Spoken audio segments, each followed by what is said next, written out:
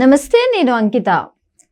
Johnny master కేసులో ఇప్పుడు చూసుకుంటే నాగబాబు అలాగే మంచు మనోజ్ కూడా ఈ కేసులో కొంచెం డిఫరెంట్గా మాట్లాడారని తెలుస్తుంది.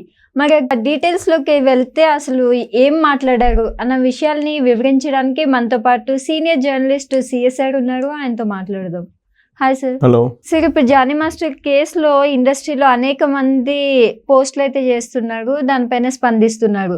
కానీ ఇక్కడ చూస్తే మరి మంచు మనోజ్ అలాగే నాగబాబు కొంచెం డిఫరెంట్గా మాట్లాడారని తెలుస్తుంది. అసలు ఏం మాట్లాడారు వాళ్ళు? ఇప్పుడు జానీ కొరియోగ్రాఫరు, ఆయన విషయంలో పోలీసులు తన పని తాను చేసుకోబోతున్నారు, చట్టం తన పని తాను చేసుకోబోతుంది. ఆయన ముంబై నుంచి గోవా నుంచి తీసుకొచ్చి ఇప్పుడు కోర్టులో ఆయన్ని ప్రొడ్యూస్ చేశారు. కోర్టు రిమాండ్ విధించింది. 14 రోజుల పాటు చెంచులగూడ జైలుకి పంపించారు. ప్రస్తుతం చెంచులగూడ జైల్లో జానీ కొరియోగ్రాఫర్ ఉన్నారు.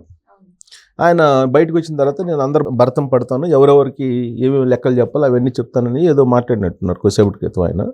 సరే, ఆయన ఏమి లెక్కలు చెప్పినా కానీ ఇప్పుడు ఆయన మీద అయితే కేసు అయితే ఫైల్ అయింది, ఎఫ్ఐఆర్ అయితే అయింది. ఆ ఎఫ్ఐఆర్ నమోదైంది. ఎఫ్ఐఆర్ నమోదైన తర్వాత ఆయన్ని ప్రాసెస్ ప్రకారం చెంచులగూడ జైలుకి పంపించారు. చెంచులగూడ జైల్లో ఆయన ఉన్నారు. ఇలాంటి పరిస్థితుల్లో జానీ కొరియోగ్రాఫర్కి సంబంధించినటువంటి కేసు విషయంలో దాన్ని పొలిటికల్ యాంగిల్లోకి తీసుకెళ్లారు నాగబాబు గారు. ఏం చేశారంటే నిన్న ఒక ట్వీట్ చేశారు.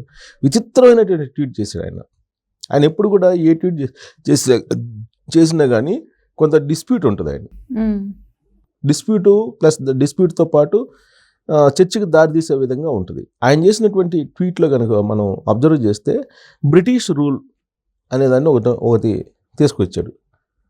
బ్రిటిష్కి సంబంధించి రూల్ అంటే బ్రిటిష్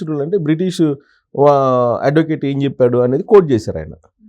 ఇప్పుడు ఇండియన్ భారత న్యాయ సంహిత చట్టాలు ఇవన్నీ ఉంటే బ్రిటిష్ అడ్వకేట్ ఏదో మెన్షన్ చేశాడని చెప్పి ఆ అంశాన్ని ప్రస్తావించారు. అలాగే అమెరికా జర్నలిస్ట్ ఒక అతను ఏదో ఇలాంటి కేసుల గురించి ఒక కొటేషన్ రాస్తే ఆ కొటేషన్ని కోట్ చేస్తూ ఈ ట్వీట్ చేయడం జరిగింది. ఆయన ఏం చెప్తున్నారు, బ్రిటిష్కి సంబంధించిన అడ్వకేట్, ఆయన పేరు ఏదో, ఆయన ఆ అడ్వకేట్ పేరుని ఉటంకిస్తూ ఎవరైనా సర్ విలియం ఆయన అడ్వకేట్, బ్రిటన్ సంబంధించినటువంటి అడ్వకేట్. ఆయన ఏం చెప్పాడు, నేరం రుజువయ్యేంత వరకు ఎవరిని నేరస్తునిగా డిసైడ్ చేయడానికి లేదు. ఆయన చెప్పేది ఏముంది, ఇండియాలో మన న్యాయ వ్యవస్థ చెప్తుంది కదా, నేరం రుజువయ్యేంత వరకు నేరస్తుడిగా మనం పరిగణించడానికి లేదు అని చెప్పి మన ఇండియాలోనే చెప్తున్నాం కదా. ఆయన ఏదో బ్రిటన్ సంబంధించిన అడ్వకేట్ పేరుని మెన్షన్ చేస్తూ నాగబాబు గారు చేశారు. అలాగే ఇంకొక అమెరికా జర్నలిస్ట్ ఇలాంటి కేసులు సంబంధించి ఏదో రాబర్ట్ ఎవాన్స్, ఆయన journalist Robert Evans America journalist ఏదో రాసి ఇలాంటి కేసులు లైంగిక వేధింపుల గురించి రాసినప్పుడు ఆయన ఏదో కొటేషన్ చెప్తే ఆ కొటేషన్ మెన్షన్ చేశారు. ఇప్పుడు ఇక్కడ జర్నలిస్టులు ఉన్నారు, ఇక్కడ అడ్వకేట్స్ ఉన్నారు, ఇక్కడ న్యాయ వ్యవస్థ ఉంది. కానీ ఆయన ఆ ట్వీట్లో బ్రిటిషు అమెరికా అనగానే కొంచెం దానికి అట్రాక్షన్ ఉంటుందని చెప్పి మెన్షన్ చేసినట్టున్నారు. ఇప్పుడు భారత న్యాయ వ్యవస్థ కూడా ఏం చెప్తుందని అంటే, ప్రాథమిక సూత్రం 100 మంది దోషులు తప్పించుకున్నా పర్లేదు, ఒక నిర్దోషి శిక్ష పట్టడానికి లేదు అని చెప్తుంది. అలాగే నేరారోపణలు ఎదుర్కొంటున్నటువంటి వాళ్ళందరూ కూడా నేరస్తులు కాదు. అది తెలుగు ప్రజల్లో, తెలుగు రాష్ట్రాల్లో అందరికీ తెలుసు. కారణం ఏంటంటే జగన్మోహన్ రెడ్డి గారు కిట్ ప్రోగ్రాం కింద అక్రమాస్తులు కూడబెట్టారని చెప్పేసి కేసు ఎప్పటి నుంచి నడుస్తుంటే వైఎస్ఆర్ కాంగ్రెస్ పార్టీ వాళ్ళు పదే చెప్తూ ఉంటారు, మీరు నేరస్తుడని ఎట్టంటారు, ఆయన్ని ఆర్థిక ఉగ్రవాదిని మీరు ఎలా అంటారు, కోర్టులో ప్రూవ్ కాలేదు కదా, కోర్టులో ప్రూవ్ అయ్యి కోర్టులో జడ్జిమెంట్ వచ్చినప్పుడు కదా, ఆయన ఓన్లీ నిందితుడిగానే కదా 16 నెలల పాటు జైల్లో ఉంది. నిందితుడిగా జైల్లో ఉన్నప్పుడు అవి ఆరోపణల కింద పరిగణించాలి తప్పితే మీరు అతని నేరస్తుడిగా మీరు ఎలా పరిగణిస్తారు అనేది పెద్ద ఎత్తున ప్రచారం చేశారు. ఇప్పుడు మరి వైఎస్ఆర్ కాంగ్రెస్ పార్టీకి సంబంధించినటువంటి అధినేత జగన్మోహన్ రెడ్డి మీద జనసేనకు సంబంధించినటువంటి వాళ్ళు అనేక మందికి, ఈవెన్ జనసేనని పవన్ కళ్యాణ్ అనేక సందర్భాల్లో ఆర్థిక నేరస్తుడు జగన్మోహన్ రెడ్డి అని చెప్పి చాలా సందర్భాల్లో ఆయన ఆరోపణలు చేశారు కదా. మరి దానికి ఏమంటారు? అది కాదు. అంటే ఇది జానీ విషయంలో ఆయన ఎందుకు ట్వీట్ చేశారు అని అంటే, జానీ కొరియోగ్రాఫర్ మీద అతనికి సాఫ్ట్ కార్నర్ ఉందని చెప్పి ఆ ట్వీట్ని బట్టి అర్థమవుతుంది. ఇప్పుడు ఆయన ఏమన్నాడు, 1 కాదు 2 కాదు 3 కోణాలు చూడాలి అని అంటాడు. ఏం చూస్తారు 3 కోణాలు? మూడో కోణం అంటే మూడో వ్యక్తి ఉండాలనే, లేకపోతే మూడో వైపు చూడాలనే.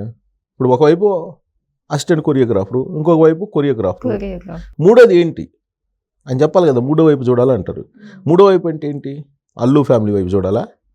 అంటే ఆ అర్థం వచ్చేలాగా చేసాడు అనేది టాలీవుడ్లో ఇప్పుడు రచ్చ అవుతుంది. అందుకే ఈయన చిచ్చు రేపారు, ఒక చిచ్చు అయితే రేపారు. ఇప్పుడు చాలా కాలం నుంచి మెగా అండ్ అల్లు ఫ్యామిలీ మధ్య ఏదో సన్నని ఒక గ్యాప్ ఉంది, ఈ గ్యాప్ పెద్దదవుతుంది అనేది ఏదో చెప్తున్నారు.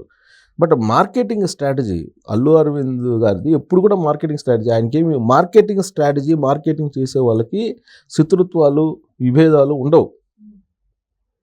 భేదాభిప్రాయాలు ఏదన్నా కానీ వాటిని సరి చేసుకుని వెళ్ళిపోతుంటారు.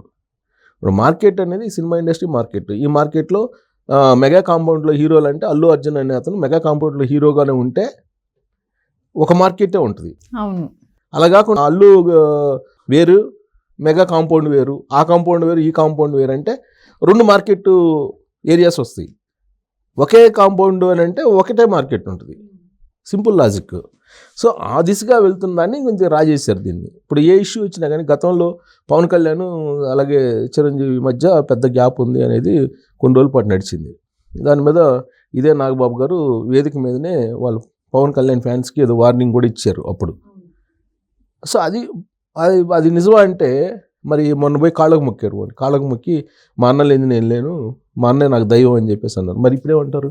ఆ రోజు నాగబాబు గారు ఫ్యాన్స్ని మరి కోపడ్డారు. వాళ్ళిద్దరి మధ్య గ్యాప్ ఉన్నట్టు క్రియేట్ అయింది కొన్ని రోజుల పాటు.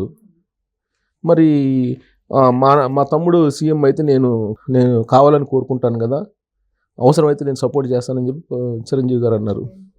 పవన్ కళ్యాణ్ చిరంజీవి గారు కాలం మీద పడ్డారు, మా అన్న నాకు దేవుళ్ళు అంటాడని. ఇంకేంటి అంటే ఆ రోజు ఫ్యాన్స్ లేదంటే ఈ డిస్ప్యూట్ ఉందని చెప్పి చెప్పుకున్న వాళ్ళు పిచ్చోళ్ళు. వెరీ సింపుల్ మార్కెటింగ్ స్ట్రాటజీ ఇదంతా కూడా.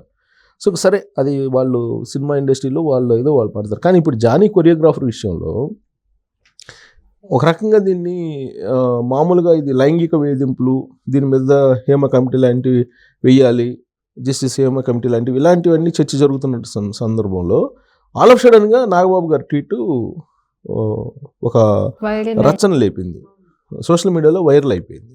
దాని మీద డిబేట్స్ నడుస్తున్నాయి. అల్లు ఫ్యామిలీకి వీళ్ళ మధ్యలో ఏమైంది? ఇప్పుడు జానీ కొరియోగ్రాఫరు జనసేన పార్టీ కాబట్టి అసిస్టెంట్ కొరియోగ్రాఫర్ ఉన్న ఆ లేడీ తోటి అల్లు కాంపౌండ్ నుంచే కొంతమంది కంప్లైంట్ చేయించారు అనేటువంటి టాక్ కూడా ఇప్పుడు మొదలైంది సోషల్ మీడియాలో. వాళ్ళిద్దరి మధ్య అప్పుడు అల్లుకి అలాగే మెగా కాంపౌండ్కి మధ్య ఉన్నటువంటి గ్యాపు ఇప్పుడు ఈ జానీ ఎపిసోడ్ తోటి మరింత ఫ్లేవర్ అయింది అనేటువంటి టాక్ టాలీవుడ్లో భయంకరంగా నడుస్తుంది. నిజంగా అసిస్టెంట్ కొరియోగ్రాఫర్ తోటి కంప్లైంట్ చేస్తారా అల్లు కాంపౌండ్ అని అంటే, జనరల్గా వాళ్ళ ఇష్యూ ఏంటి? ఇప్పుడు చెప్తుంది ఆడికేదో కార్డు లేదు, కొరియోగ్రాఫర్ కార్డు లేదు, ఆ కొరియోగ్రాఫర్ కార్డు ఇప్పిస్తే కనుక ఇష్యూ సమసిపోతుంది, అక్కడి నుంచే గొడవ వచ్చింది వాళ్ళిద్దరి మధ్యలో, జానీ అలాగే అసిస్టెంట్ కొరియోగ్రాఫర్ మధ్య అని అంటున్నారు. మరి ఆ కొరియోగ్రాఫర్ కార్డు ఇప్పించలేనటువంటి స్థాయిలో అల్లు కాంపౌండ్ ఉందా? నిజంగా కావాలంటే ఇమీడియట్గా ఇప్పించచ్చు, అది పెద్ద ఇష్యూ కాదు వాళ్ళకి. కంప్లైంట్ వాళ్ళే చేయించారు ఒకవేళ అదే నిజమైతే దాని వెనక చాలా పెద్ద రీజన్ అయితే ఉంటుంది. వాళ్ళు చేయించే అవసరం వాళ్ళకి ఏముంది అసలు? ఒక అసిస్టెంట్ కొరియోగ్రాఫర్ని అంతా వెనకేసుకొని వాళ్ళసిన అవసరం లేదు. ఒకవేళ టాలెంట్ ఉంటే ఓ 2-3 సినిమాలు ఇస్తారు, అది వేరే. బట్ కంప్లైంట్ చేయించి జానీ కొరియోగ్రాఫర్ మీద నీకు కక్ష తీర్చుకునే ఆలోచన వాళ్ళు ఎందుకు చేస్తారు? ఆ స్థాయిలో వాళ్ళు చేయరు కదా. సో ఇది పొలిటికల్ కోణం అని చెప్పి ఈ ట్వీట్ రేకెత్తించింది. ఏది పుష్ప సంబంధించి ఆ సినిమాకు సంబంధించి పవన్ కళ్యాణ్ అనేది ఈ మధ్యకాలంలో ఏదో కామెంట్ చేశారు. దాని సందర్భంగా ఒక కోల్డ్ వార్ నడుస్తుంది ఇద్దరి మధ్య. ఆ కోల్డ్ వార్కి ఇప్పుడు ఇది హాట్ వార్ అయిపోయింది అనేది ఇంకొక వర్షన్.